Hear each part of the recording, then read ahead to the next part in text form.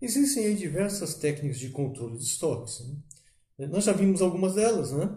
E dentre essas técnicas, cada uma delas tem a sua característica própria, suas vantagens e desvantagens, né?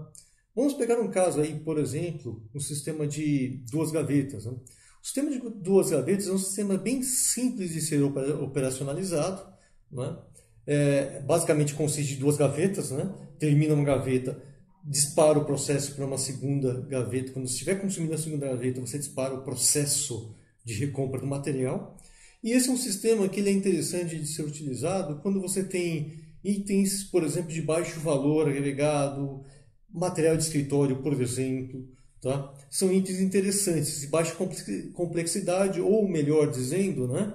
De baixa criticidade. Então, itens que não são tão críticos para o seu processo. O que é o crítico? São itens que você não vai comprometer, tá, o seu negócio. Então, se faltar, não é algo, não vai ser o fim do mundo para o seu negócio, né? Não é algo que para todo o seu processo. O material de escritório é um exemplo simples desse tipo, né? Por causa de material de escritório que você vai parar o seu negócio. Então, para esse caso, o sistema de duas gavetas ele é bem interessante de ser utilizado, né? O mínimo e máximo ele é um sistema que se adequa a diversas situações, tanto de alto volume como de baixo volume, né? Ele é um sistema bem interessante de ser utilizado aí, tá? Como forma de técnica de controle de estoques. Eu acho interessante.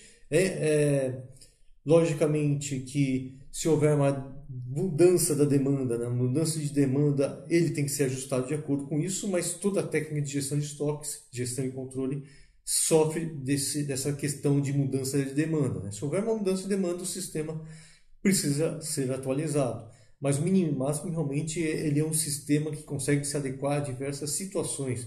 Itens de alto giro, baixo giro, de grande demanda, tá? Ou de baixa demanda, né?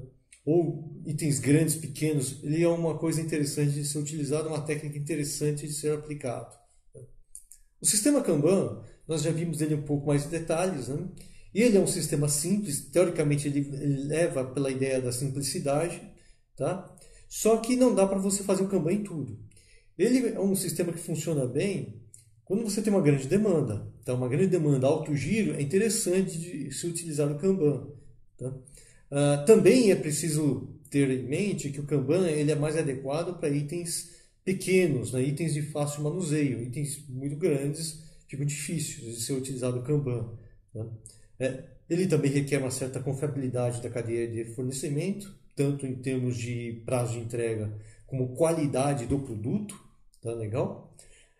Mas ela é uma técnica bem interessante, funciona muito bem quando você tem todos esses parâmetros bem acertados.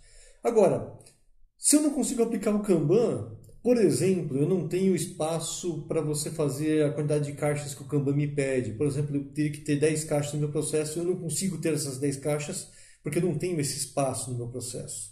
Tá? Ou por questões de demanda, não é uma grande demanda. Tá? Ou porque o item custa muito caro, é baixo giro também. Tá? Nesses casos, tá? Quando eu não consigo aplicar o Kanban, tá? O sistema CAL é um sistema mais interessante, né? E qual que é a ideia do sistema CAL? Eu somente compro, eu somente faço a reposição quando eu preciso. Então, precisou, eu chamo somente naquele momento, naquela necessidade. Isso é comum para itens de alto valor agregado. Então, se você pegar, por exemplo, um supermercado, tá? Você fala de fogão e geladeira, são itens que são interessantes você trabalhar com o sistema CAL, tá? Porque você tem um alto valor, o giro não é tão alto assim, tá? O custo de estoque é relativamente alto e você manter esses itens em estoque. Então, o sistema CAL ele vem se adequar muito bem para isso. Ou questões quando a demanda é bem estável. Por exemplo, ainda falando da questão do supermercado, né? Você tem uma falta de, por exemplo, de troco no caixa. Você não vai fazer uma revisão periódica dos caixas para saber se precisa ou não de trocado, por exemplo, de moedas. Não, você deixa quando chamar. Quando alguém chamar, você vai lá e reabastece o processo. Tá? Esse é o chamado sistema CAL. Faz conforme a necessidade. Então, o sistema CAL ele funciona muito bem para essas situações em que elas não têm uma grande frequência, acontecem esporadicamente. Tá? E tem situações de dificuldade no seu manuseio, por exemplo, itens grandes, fogão e geladeira, esse tipo de coisa. Tá? Já a questão do lote econômico de compras, a teoria que fala sobre a reposição periódica, ele é interessante quando a gente deseja fazer uma análise sobre descontos, por exemplo, né? Vale a pena aceitar um desconto? Eu tenho um volume de compra em relação a preço, isso tudo vale a pena ou não? Ele é interessante para fazer essas análises de custeio, dessas análises financeiras, tá? É claro que é um sistema bem mais complexo e por causa disso é preferível você usar o sistema mínimo e máximo ou até mesmo Kanban ao invés de usar o sistema de reposição periódica, tá legal?